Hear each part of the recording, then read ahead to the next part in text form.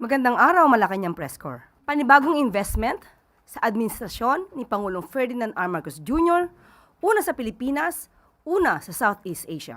Isang leading company sa renewable energy ang nagkaroon ng courtesy call kay Pangulong Ferdinand R. Marcos Jr. kaninang umaga upang ipahayag ang kanilang kumpiyansa na mag-invest sa renewable energy sa bansa.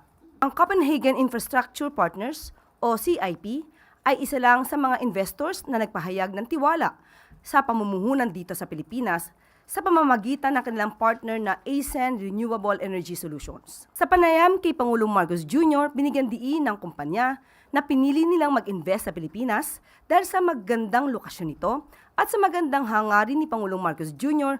na mag-shift sa renewable energy. Ayon kay Pangulong Marcos Jr., mahalaga ang investment ng kumpanya dahil sa hangarin ng pamahalaan na mag-shift mula sa fossil fuels patungong renewable energy. Ang CIP ay may commitment na magtayo ng kanilang unang $3 billion offshore wind farm project na itatayo sa Camarines Sur, ang kanilang kauna-unahang project sa Southeast Asia. Sa ganitong investment, patunay lamang na mataas pa rin ang kumpiyansa ng mga dayuhang investors na mamuhunan sa Pilipinas.